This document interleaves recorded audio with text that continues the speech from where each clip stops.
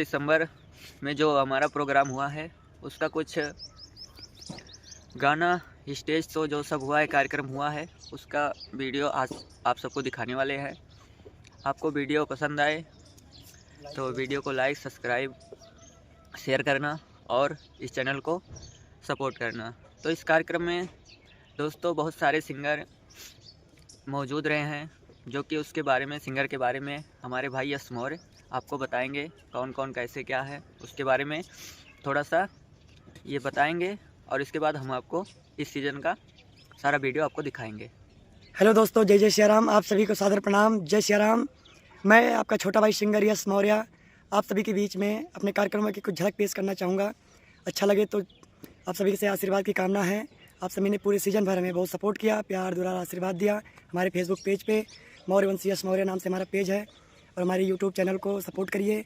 Yes Maurya music group नाम से हमारा यूट्यूब चैनल है। आप सभी से आशीर्वाद की कामना है। और हमारे तमाम सिंगर रामजीत यादव जी, जो कि बिरहा सम्राट कहे जाते हैं, सिंगर काजल दुबे जी, हमारे सभी इंस्ट्रूमेंट प्लेयर, सभी ने हमारा बहुत सपोर्ट किया। आप सभी से आशीर्वाद की कामना है। धन्यवाद। बैठा हम देखते रह जयती तो सामने बैठा रह जयती तो सामने बैठा रह जयती। तू जिया रानी हरदम, तू जिया रानी हरदम, हम दुवत रह जयती।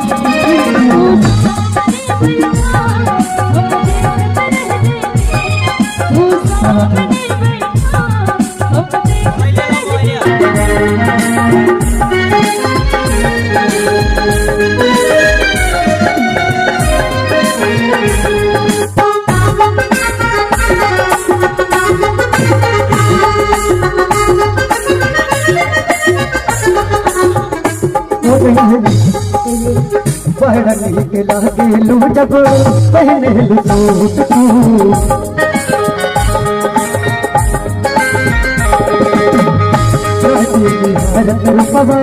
दे मुझे छूट तू। और ये हमारे अनिल भैया की तरफ से सुंदर सा आशीर्वाद आया हुआ है। बहुत बहुत अनिल भैया।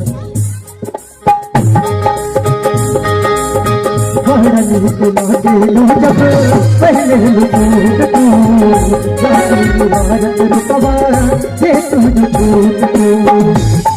तू फूल बना बगिया के, तू फूल बना बगिया के, हम भवरा बन गई थी। तू सामने बैठा हम तू सामने बैठा।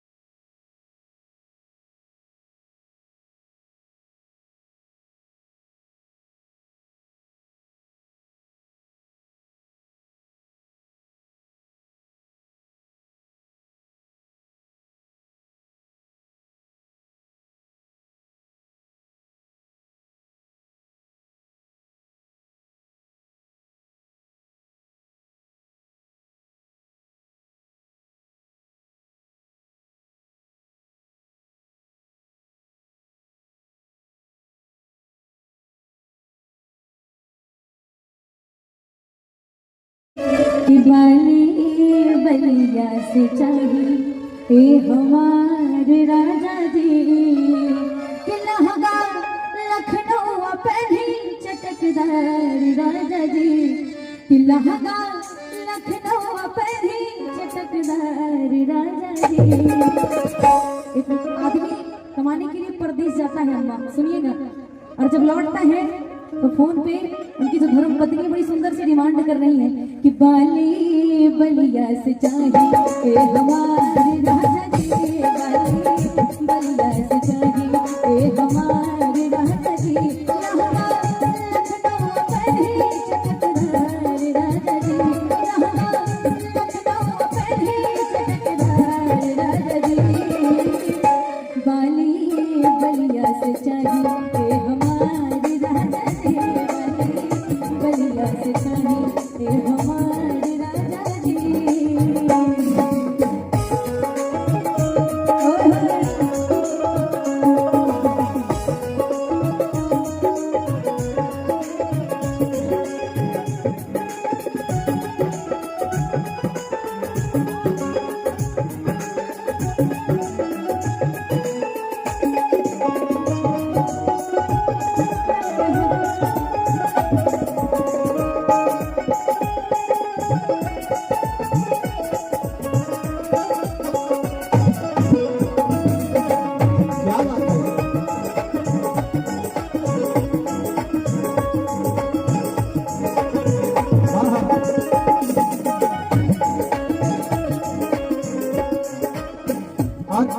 खूबसूरत आशीर्वाद आदमी हमारे बड़े भाई राकेश वर्मा जी सूल्हेपुर की पावन सज्जनों से चल करके आए हैं।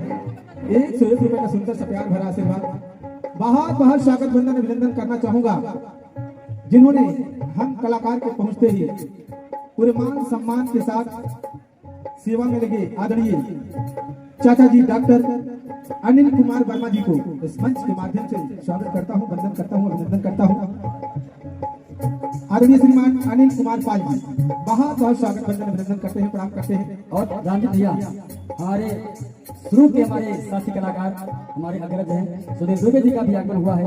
इस मंच के माध्यम से आपको प्राप्त करता हूँ, आशीर्वाद करना चाहता हूँ। आइए काजल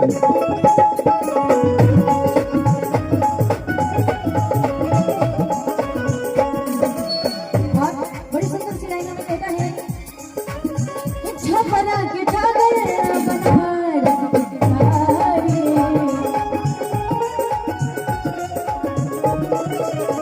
जौनपुर के झुमका राजा परवारी। और आप हैं आदरणीय मनीष कुमार वर्मा जी सहायक अध्यापक सूल्हेपुर की पावन सज्जन से।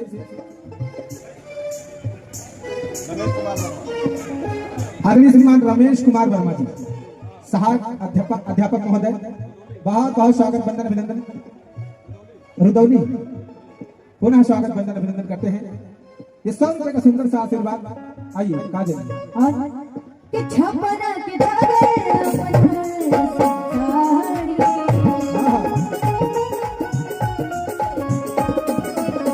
जौनपुर के झुमका राजा परवारी। अम्मा कि छपरा के छागल और बनारस के साड़ी, मतलब फोन पे कहा थी कि छपरा के छागल चाहिए बनारस के साड़ी और जौनपुर के झुमका राजा ऑर्डर करवा दी, मतलब ऑनलाइन वाला सिस्टम चला तो बात। छपरा के छागल बनारस के साड़ी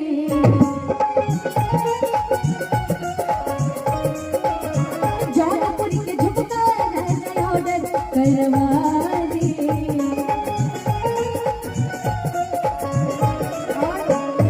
बाटे तोहरा पे हमारा हियास राजा जी, बाटे तोहरा पे हमारा हियास राजा जी, कि बाटे तोहरा पे हमारा हियास राजा जी, कि बाली बलिया से चाहिए हमारी राजा जी, बाली बलिया से चाहिए हमारी राजा जी, बाली बलिया से चाहिए। कृष्णा भैया इसी लाइन में कहना है कि जहाँ चोरी ना कटोके ना सोनार सैया जी,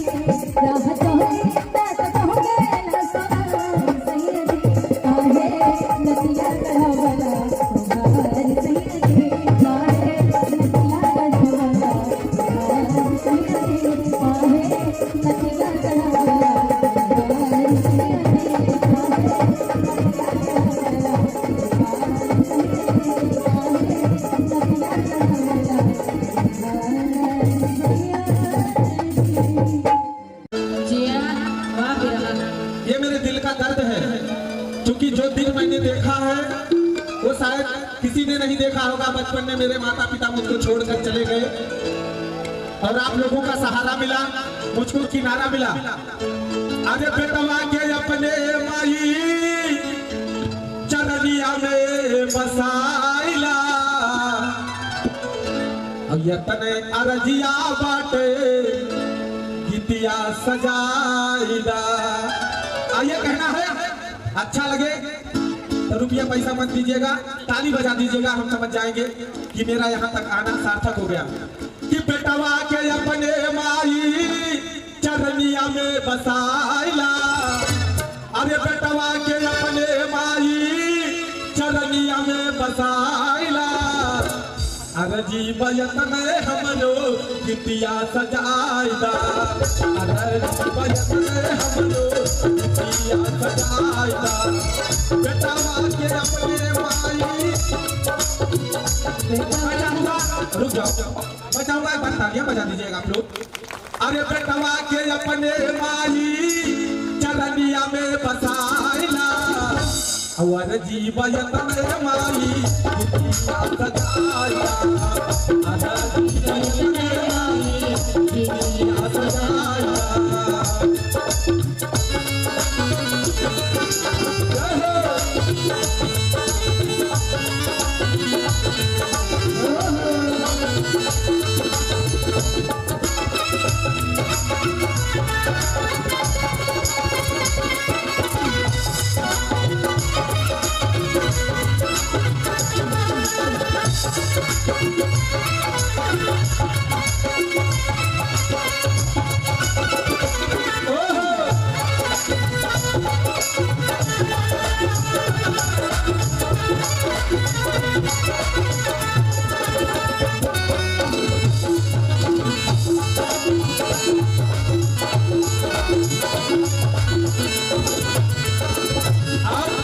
कहना चाहूंगा, मुझको कुछ नहीं चाहिए, ना ही चाहिए सोना चांदी, ना ही रुपया,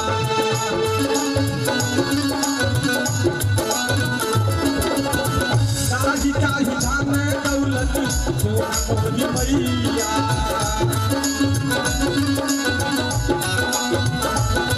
ओ ना ही चाहिए सोना चांदी, ना ही रुपया, नाही चाही धन दौलत सुनाए हो मैया। सूरय और साज माई एक माँ मिलाइला, सूरय और साज माई एक माँ मिलाइला, अरे जीवत होते माई गीतिया बजाइला, अरे जीवत होते माई गीतिया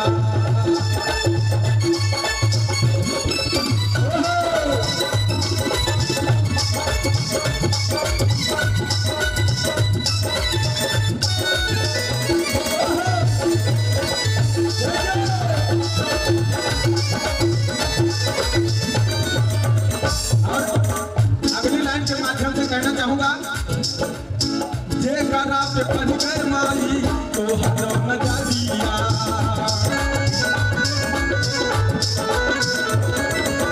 सिंहालू सजाई वो कर भूता कबीरिया,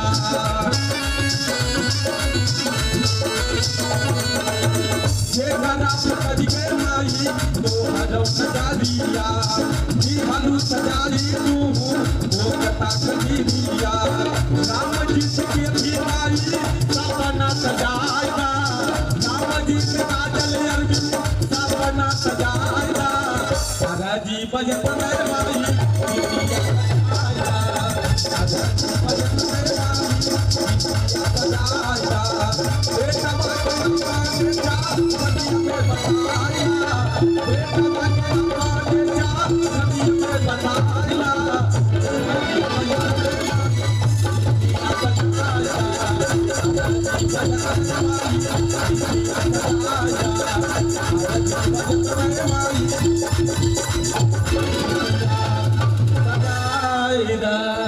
बगिया में सीता और राम मिलल,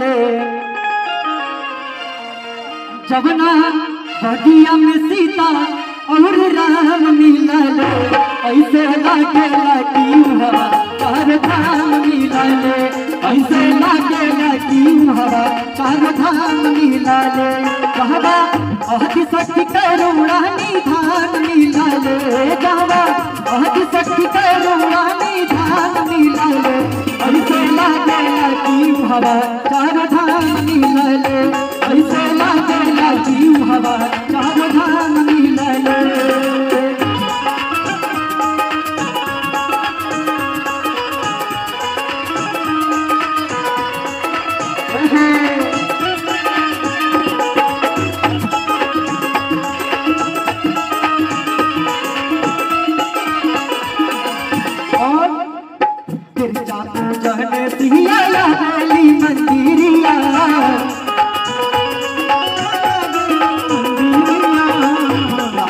लक्ष्मण घूमे वही फूला बरिया, लक्ष्मण घूमे फूला बरिया, चढ़ने सिया गली मंदिरिया, राम और लक्ष्मण घूमे वही फूला बरिया, जहाँ फिर से भगवती से भगवान मिला ले, जहाँ फिर से भगवती से भगवान मिला ले, ऐसे लागे लागी हवा चार धाम मिला ले, ऐसे लागे लागी हवा चार धाम मिला ले, जब ना भागिया में सीता और राम मिला ले, जब ना भागिया में सीता और राम मिला ले, ऐसे लागे लागी हवा चार धाम मिला ले, ऐसे लागे लागी हवा चार धाम मिला ले।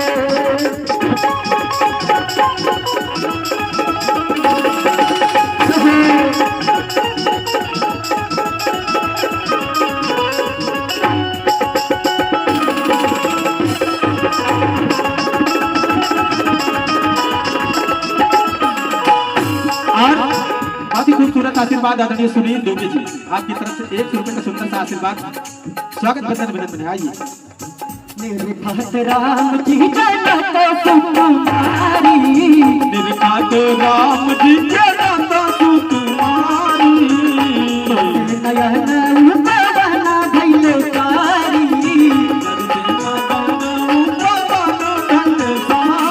निर्घात राम जी जनता सुकुमारी, तुमसे नयन उपवना भैले कारी, त्रेता युग में कर मार मिला ले, त्रेता युग में कर मार मिला ले, ऐसे लागे लागी हवा चार धाम मिला ले, ऐसे लागे लागी हवा चार धाम मिला ले, जब ना भागिया में सीता और राम मिला ले, जब ना भागिया में सीता और राम मिला ले, ऐसे लागे लागी हवा चार धाम मिला ले, ऐसे लागे लागी हवा चार धाम मिला ले, ऐसे लागे लागी हवा चार धाम मिला ले, ऐसे लागे लागी हवा चार धाम मिला ले।